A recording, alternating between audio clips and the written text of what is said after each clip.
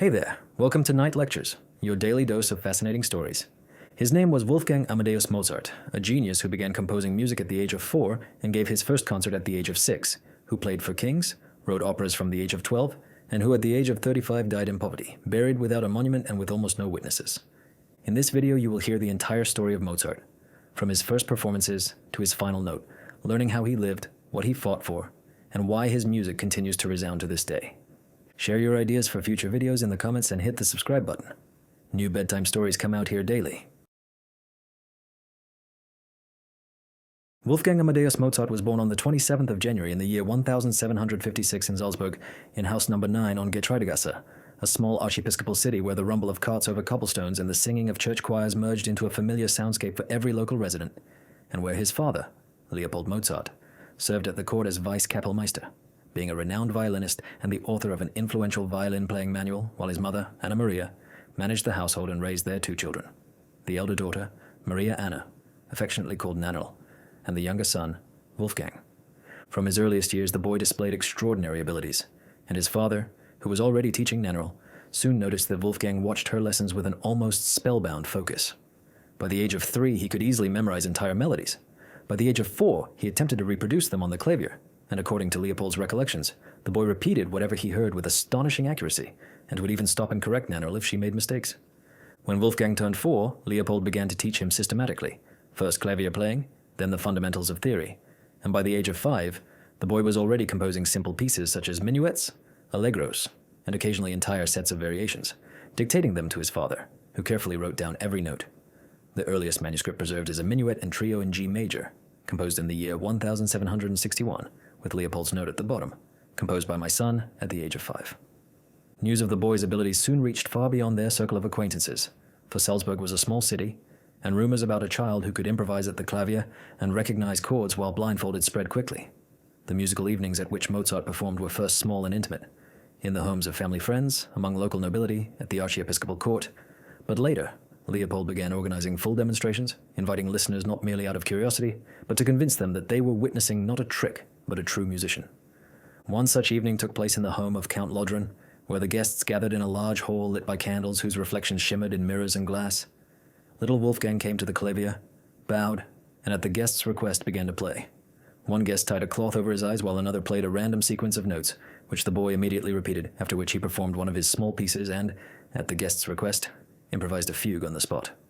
Though shy at first, he soon spoke confidently, answered questions with humor, and listened with curiosity to the comments around him, leaving the entire audience astonished.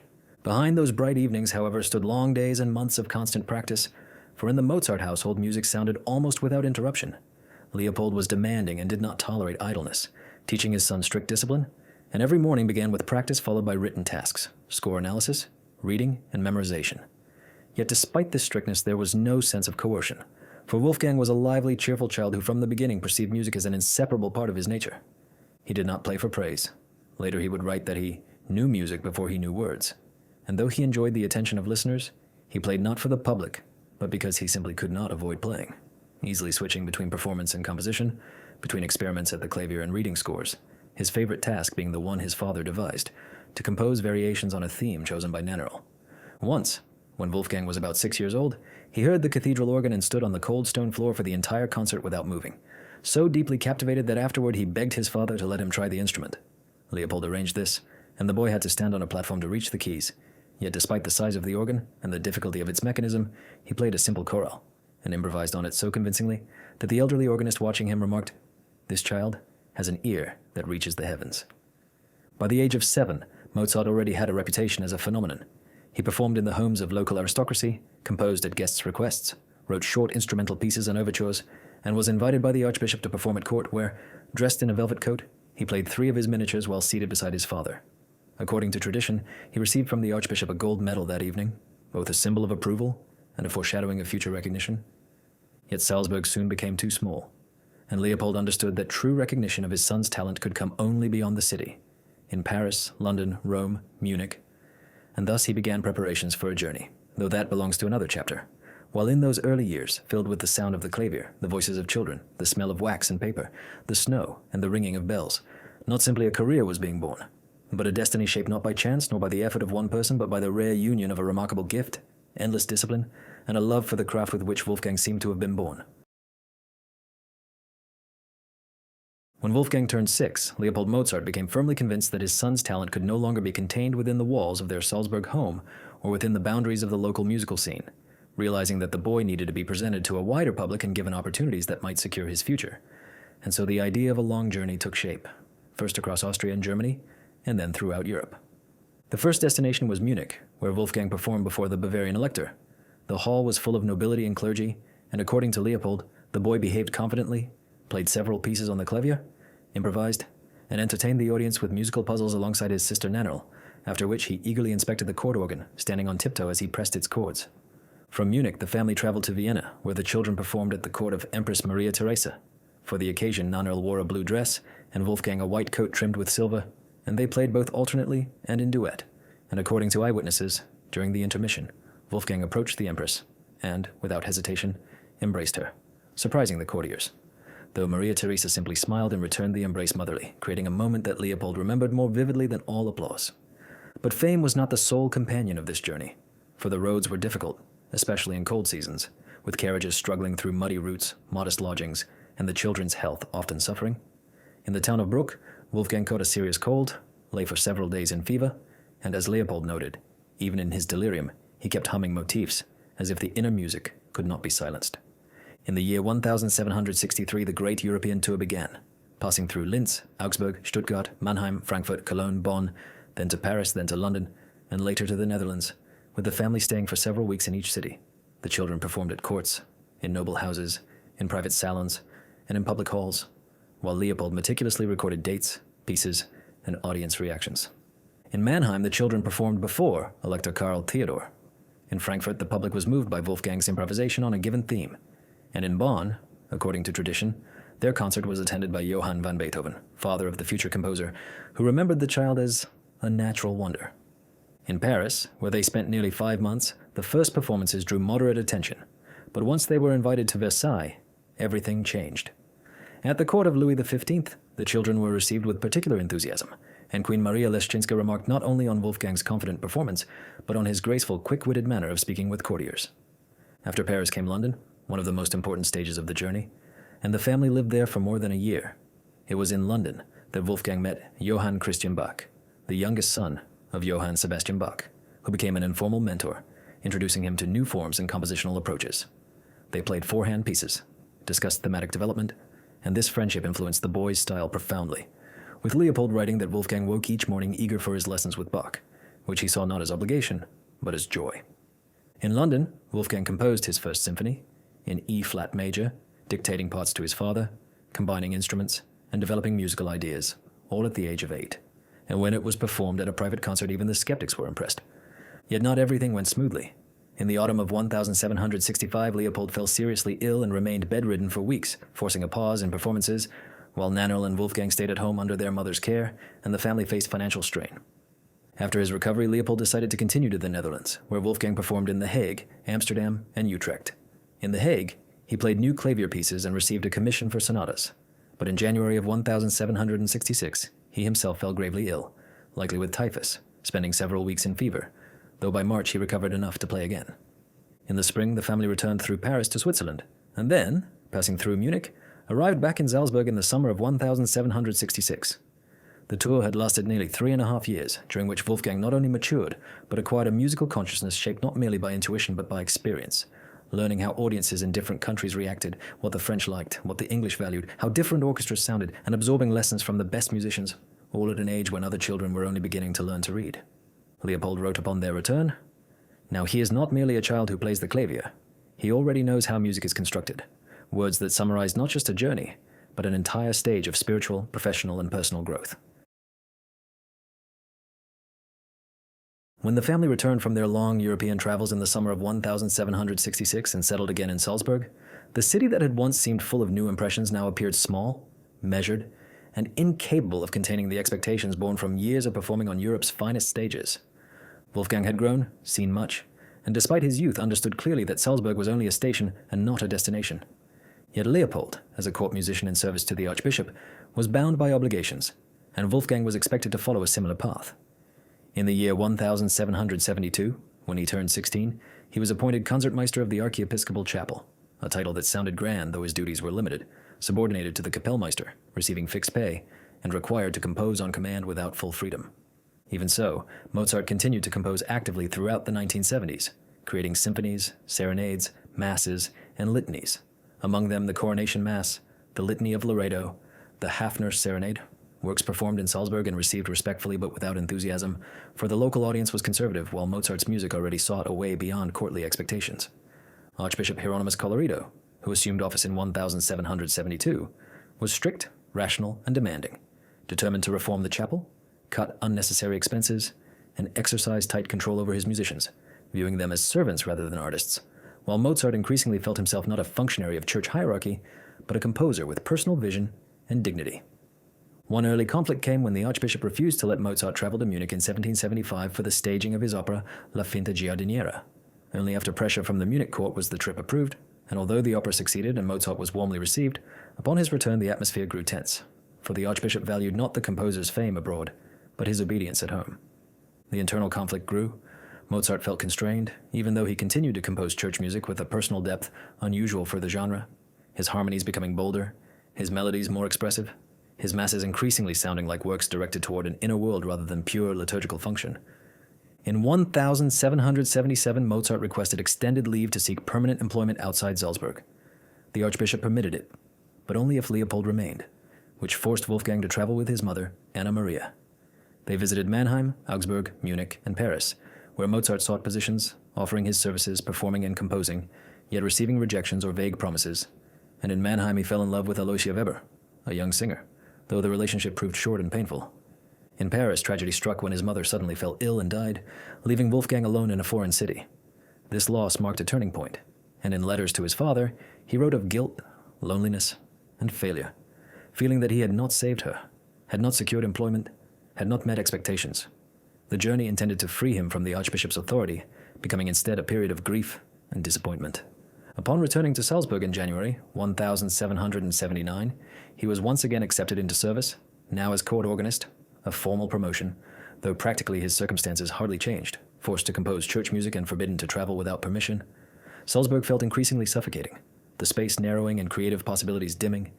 His correspondence with Leopold grew tense, the father urging patience and respect for hierarchy, while Wolfgang insisted he was not a servant, but a man endowed with a gift who could not tolerate being treated like a lackey. The final rupture came in 1781, when Archbishop Colloredo traveled to Vienna, accompanied by his musicians, including Mozart, who in Vienna performed in private salons, played at court, and met influential people, feeling that he could be accepted in the capital's musical world as an equal. When the archbishop forbade him to accept private commissions and began addressing him through servants, Mozart broke. In a letter to his father, he wrote that he had been dismissed with a kick, and that he would not ask for reinstatement. In May of 1781, Mozart formally resigned from the archbishop's service. He left without secure income or patrons, but with a powerful sense of freedom, beginning a new life as an independent artist filled with risk, hope, and struggle. When in May of the year 1781 Mozart finally broke with Archbishop Colloredo, he remained in Vienna, not according to any prearranged plan, but because, deep inside, he felt that he could no longer return to Salzburg, and that here, in the imperial capital, he might be able to build an independent life without humiliations, rigid hierarchies, and the constant need to submit to the will of superiors. A life in which a young musician without a court position, without stable pay, and without powerful patrons would try to earn his living solely by the strength of his own talent. At first he settled in the home of the Weber family, old acquaintances from Mannheim who had now moved to Vienna. In that household again was Aloysia, for whom Mozart had once felt a strong attachment, but she was now married, and little by little his attention shifted to her younger sister, Constanze, a young woman with musical ear, a pleasant voice, and a gentle character, with whom his relationship unfolded gradually through rehearsals, shared walks, and quiet evenings at home, until a feeling arose that he had not sought but did not wish to resist. He began giving private music lessons, performing in aristocratic houses, composing pieces on commission. He was readily invited to musical salons not only for his playing, but also for his wit, ease of conversation, gift for improvisation, and ability to charm an audience. And at first his earnings were sufficient to pay rent and support a modest life, though never with true confidence about the future, so that in letters to his father in Salzburg he tried to convince him that things were going well, even when in reality he often had to borrow money or wait weeks for a fee.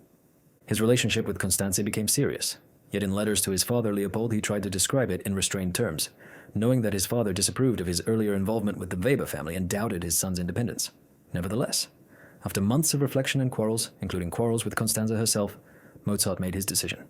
He would marry, no matter who disapproved. The wedding took place on the 4th of August in the year 1782 in the Church of St. Stephen in Vienna. There was no splendor, the ceremony was simple, without his father present and without musical celebrations. Yet in letters that Mozart sent to Salzburg soon afterward, he assured Leopold that Constanze was virtuous, hard-working, and not an obstacle to his work, but, on the contrary, a support in everything he did, and in return he received a cold approval, dry, distant, but at least not openly condemnatory. At the same time, the composer received an important opportunity. Emperor Joseph II commissioned from him a German-language opera for the Burg Theater. As part of a broader reform aimed at developing a national German stage, Mozart wrote Die Entführung aus dem Serail, The Abduction from the Seraglio, a task that proved difficult, for he argued with the librettist, rewrote arias, monitored the singers, and enriched the score with orchestral effects, until at last the premiere in July of the year, 1782, produced a wide resonance. The emperor, according to legend, remarked after the performance, "Too beautiful, and too many notes, my dear Mozart," to which the composer is said to have replied, "Exactly as many as are necessary," a phrase that later became one of the most frequently quoted anecdotes about him. The opera brought him renown and confirmed that Mozart was capable not only of salon virtuosity, but also of large-scale musical drama. Yet even this success did not earn him a permanent court post. His income remained irregular, and he increasingly relied on subscription concerts, renting halls, printing announcements himself, organizing performances on his own, and appearing simultaneously as composer, director, and soloist. From the year 1783 to the year 1785, Mozart lived in a state of constant creative work, composing keyboard concertos, quartets, serenades, sacred works. Among the most important compositions of this period was the Great Mass in C minor, begun in the summer of the year 1782 and performed in Salzburg a year later, with the soprano part sung by Constanze and Leopold present at the premiere, and although the Mass remained unfinished, it became an expression of personal feeling, of gratitude, faith, love, and the desire for reconciliation. There were also sorrowful events. In the year 1783, their first child Raymond was born, but he lived only 2 months, and Mozart suffered the loss deeply, though his letters contain no direct outpourings of despair, only a noticeable restraint, less frequent light-hearted remarks, and more mentions of illness, fatigue, and anxiety, while later other children would be born, but only 2, Carl Thomas and Franz Xaver, would survive to adulthood. Meanwhile, his relationship with his father gradually cooled. Leopold continued to advise, criticize, and offer recommendations, yet he increasingly failed to understand that his son was now living by a different logic, with no official post, no secure position, but with a powerful sense of his own path. And Wolfgang's replies grew more ironic, more reserved, their differences lying not so much in principles as in their ideas about order and freedom. Financially, things remained unstable. Sometimes concerts brought good income, sometimes almost none. He continued to teach, to accept commissions from patrons, to work with publishers, but his expenses rose as he rented good apartments, spent money on clothing, maintained a relatively high standard of living, partly from the desire to fit into the society of the capital, partly from the urge to show that he was the equal of those born into titled families. Despite all this, he never stopped composing.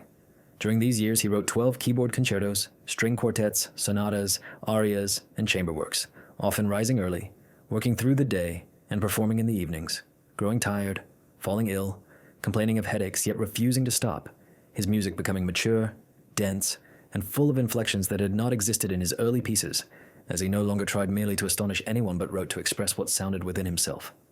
By the year 1785, Mozart's name was known throughout musical Vienna.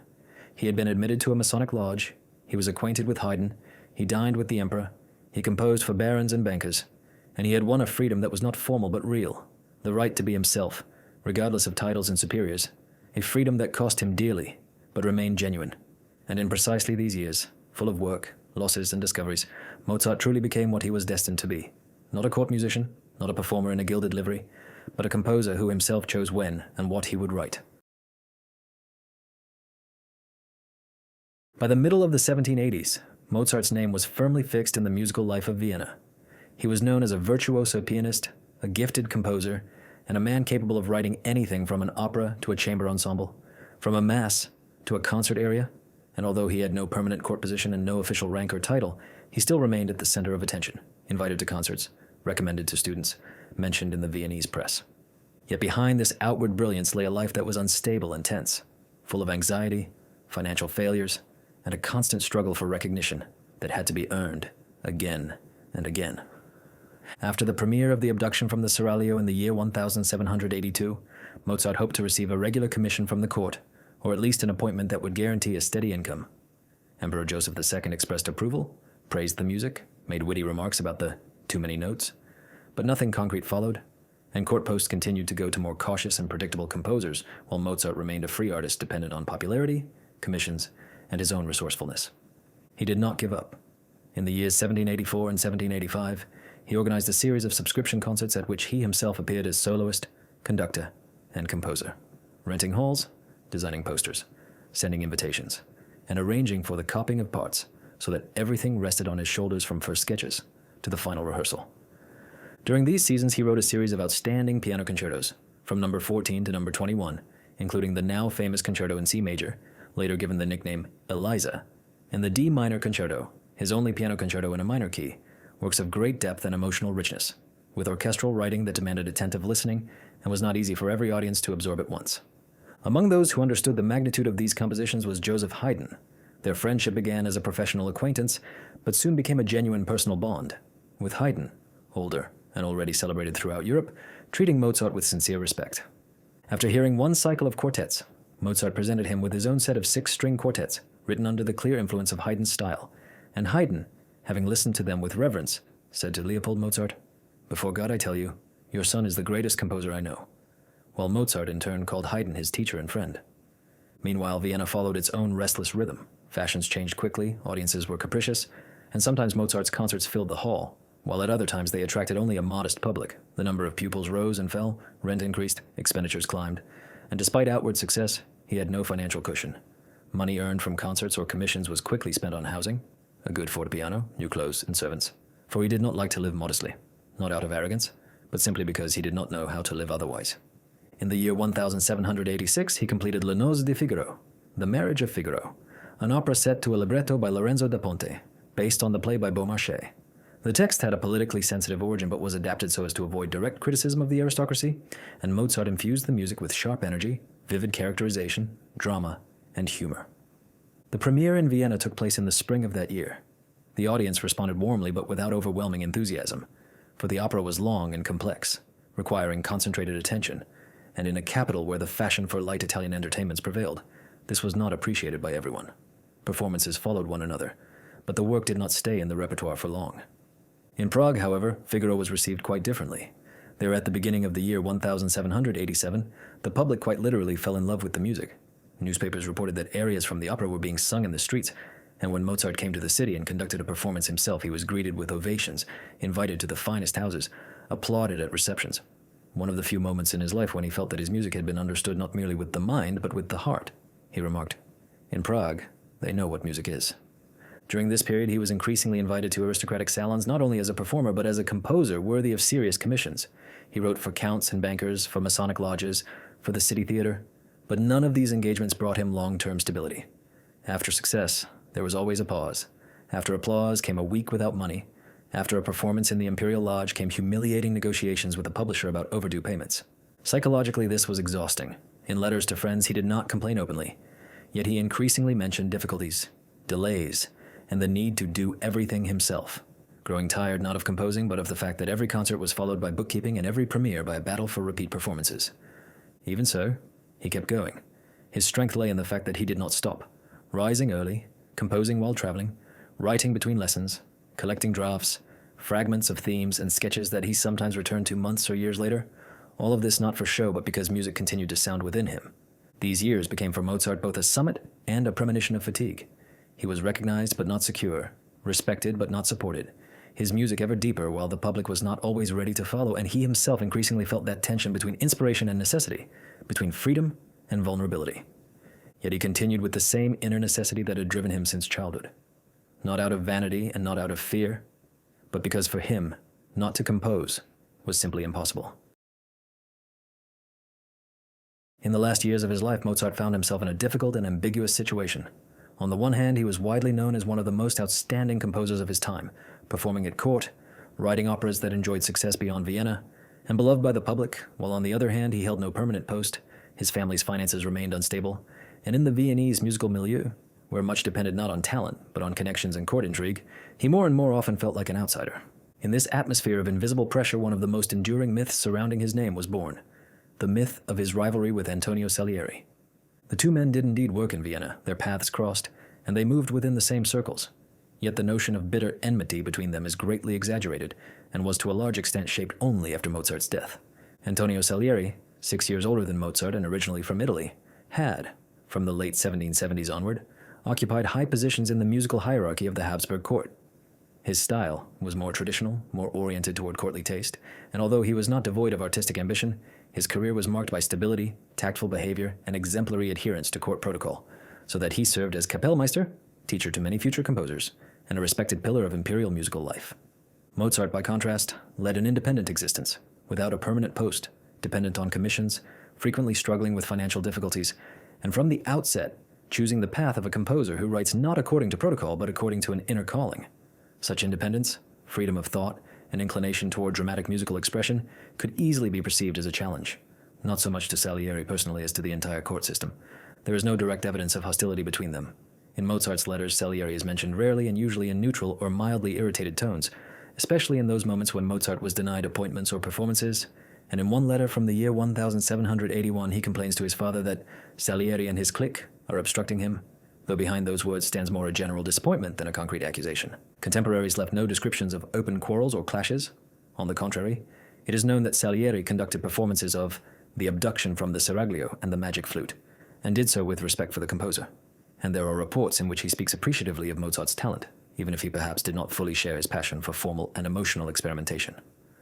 After Mozart's death in December of the year 1791, the myth of jealousy and even potential crime grew rapidly. Within a few years, rumors circulated that Salieri had poisoned Mozart and that he was the mysterious commissioner of the Requiem, stories that lacked the slightest factual basis and were not confirmed by any contemporary documents. Yet the image of a shadowy rival undermining a genius from behind the scenes proved dramatically and theatrically compelling. In the 19th century, the myth was taken up by playwrights and poets. In the year 1830, Pushkin wrote his tragedy Mozart and Salieri, portraying a cold, envious man unable to bear another's genius. And later, this image was developed in Rimsky-Korsakov's opera, and in the 20th century, in Peter Schaffer's play Amadeus, and the film of the same name by Milos Forman, works that achieved immense success, but also fixed in popular imagination a fundamentally distorted picture of the relationship between the two composers. In reality, Salieri, after Mozart's death, continued active teaching, working with young composers including Mozart's son Franz Xaver, and, according to his pupils' recollections, treated Mozart's memory with respect. In his final years, suffering from severe mental illness, he did indeed experience periods of confusion, and may have uttered incoherent phrases, but contemporaries, physicians and students alike, did not ascribe serious meaning to them, and already in the 19th century historians of music came to the conclusion that the accusations against Salieri were unfounded and contradicted the evidence. Nonetheless, a kind of rivalry did exist, not as a personal feud, but as a clash of two systems.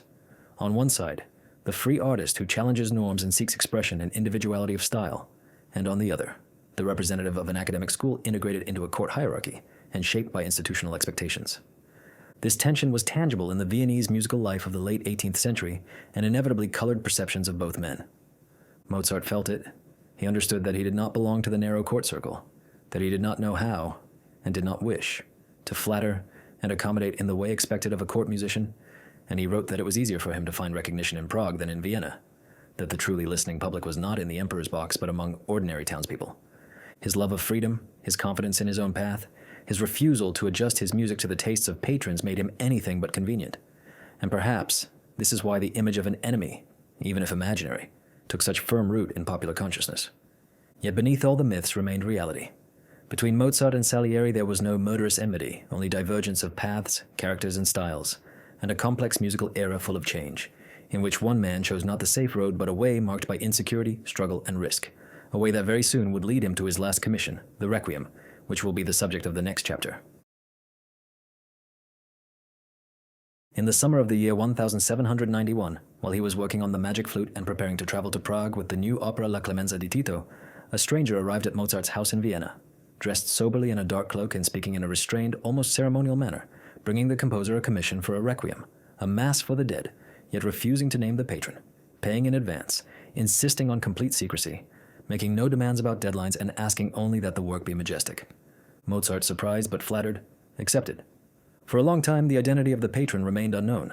Only years later was it established that the initiator had been Count Franz von Walsegg, an amateur musician who regularly ordered works from professional composers and then had them performed under his own name. And in the year 1791, after the death of his wife, he decided to immortalize her memory with a solemn requiem while remaining as always in the shadows. Everything was arranged through an intermediary so that the composer's name would not appear in the score. Mozart himself did not know who had ordered the work, and asked almost no questions. Yet the mere appearance of this mysterious messenger, silent and funereal, affected him more deeply than he perhaps wished to admit. Almost immediately after receiving the commission, he began telling Constanze and his friends that he was writing the requiem for himself, and although these words did not yet embody a direct fear of death, against the background of exhaustion, constant work, accumulated inner tension, and the anxious atmosphere of those last months, they sounded especially ominous. That summer he worked with incredible intensity. The magic flute was being staged, and he gave himself to it with a mixture of playfulness and tenderness, overseeing rehearsals, helping the singers, correcting the score as the production developed, and conducting the performances.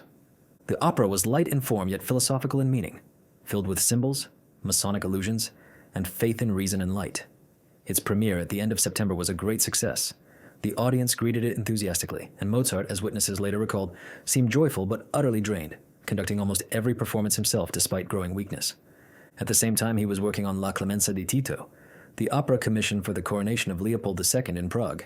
He traveled there briefly, presented the work, returned to Vienna, and immediately turned again to the Requiem, which now began to fill all his inner space, occupying his mornings, his days, and his late evenings, while he dictated music to his pupils, compared different versions, rejected drafts and began anew, and on particularly difficult days asked for the clavier to be brought right up to his bed, though he could barely play anymore, pouring all his remaining strength into the music.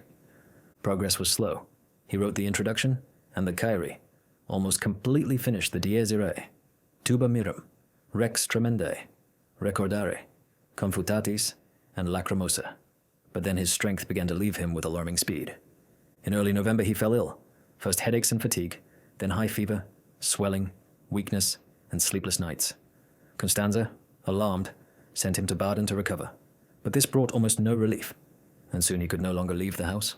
Friends began to keep watch in turns. The pupil, Franz Xaver Süssmayr, became his principal helper, writing down what Mozart dictated and working on the orchestration. The house was quiet. Constanze tried not to make noise, not to tire her husband, bringing him warm food and herbal infusions, and in the evenings he asked her to read aloud the Latin lines of the Requiem, most often requesting Confutatis Maledictis and Lacrimosa Dies Illa, listening in silence, sometimes closing his eyes, sometimes moving his lips.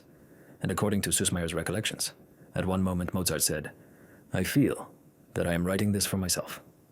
On the 3rd of December, several friends gathered in his room. They wanted to sing parts of the Requiem together, to support him, to encourage him. They sang, he listened, and according to legend, he tried to join in the Lacrimosa, but his voice broke, and he only shook his head, realizing that he would not manage to complete the score. To Süssmayr he gave instructions about how the work should be finished, which parts had to be written, how the voices should be distributed, how the spirit of the conception should be preserved, and months after the death of his teacher, Süssmayr would indeed complete the score according to these oral directions. On the night of the 4th to the 5th of December, Mozart's condition suddenly worsened. He lost consciousness, then came back to himself, then fell into delirium again, calling for Constanze, trying to say something, but his voice grew weaker. In the early hours of the 5th of December in the year 1791, at 1 o'clock in the morning, he died. He was 35 years old. The 5th of December of the year 1791 dawned cold and inhospitable in Vienna. The sky was covered with low clouds, the streets with dirty snow, and the wind drove gray mist through alleys and outlying districts.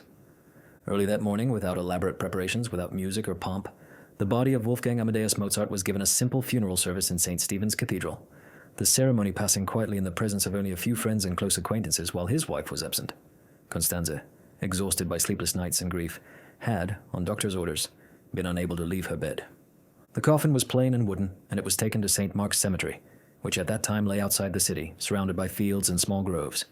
As a man without noble rank, Mozart was buried in what was called a common grave of the 3rd class, which did not mean a mass grave, as people later often wrote, but rather a modest burial without an individual monument and without a plot purchased in perpetuity. After 10 years, as was customary, the grave was to be opened, and the bones moved to an ossuary. Later, Constanze tried to determine the exact spot, but that proved impossible. No stone, no record, no witnesses remained, and his grave was lost. Mozart's death did not provoke a wide public response. Newspapers reported it briefly, without sensation, Theaters continued to stage his operas, but without particular excitement. Musicians who had worked with him were already engaged in other productions or quickly changed their repertoire, and musical life went on as if nothing had happened. The first months after his death were a severe trial for the family. There was almost no money, the Requiem commission was unfinished, and many compositions existed only in scattered manuscripts. Left alone with 2 children, Constanze began to fight for her husband's memory, not as a legend, but as a means of survival. It was she who gathered the scores, contacted publishers, and organized the first memorial concerts. Through her efforts, many previously unperformed works were published. She ensured that Süssmayr completed the Requiem and that it was given to the patron. And this work, born of grief, laid the foundation for what would later become a true revival. Yet that revival was not quick. In the first 10 years after Mozart's death, his music was heard rarely. Vienna almost forgot him, and only in Prague was his memory kept more vividly, where Don Giovanni and Figaro continued to be performed, where people admired his genius and regretted that he had never found stable recognition in his lifetime. Haydn, then in London, wrote that Mozart's death was a loss that Europe had not yet understood, and his words proved prophetic. Little by little, beginning in the years around 1800, the situation began to change. The widow sent materials to publishers, collections of his works started to appear, patrons obtained manuscripts, and young musicians, among them Ludwig van Beethoven and Carl Czerny, named him as an example. In the year 1809, his operas began to be performed in France, and by the 1820s in Austria, the first collected editions of his works were being issued, and he was already being compared with the greatest figures of the past. In the middle of the 19th century, a second wave began, the Romantic one. Biographies, treatises, and attempts to explain his genius appeared, portraying him as a suffering prophet, a radiant martyr, a child of music who died too early, and his image underwent idealization, turning from that of a mere composer into a symbol of pure art. The story of his death, of the modest funeral, of the mysterious Requiem, of the lost grave, all of this intensified the sense of tragic depth. Then came the 20th century, bringing technology, sound recording, and mass performance. Mozart's music filled concert halls, cinemas, radio broadcasts, records, and festivals. His overtures became the opening of concert programs. His concertos were played in conservatories and at international competitions.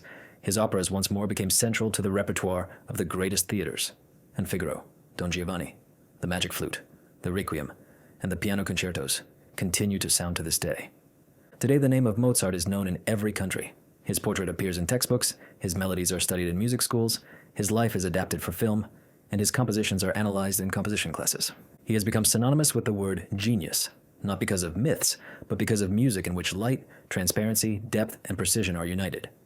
He did not know what path his name would take after his death. He did not live to see the triumphs, did not hear his Requiem performed at the funerals of emperors, in cathedrals, in films, and in concert halls. He died young, and perhaps it is precisely because his life ended so early that his music remained eternal, never exhausting itself, never settling into the routines of court entertainment, continuing to sound as if unaware that its author has long been resting beneath Viennese earth in a place that no one can precisely locate. And perhaps in this lies true immortality.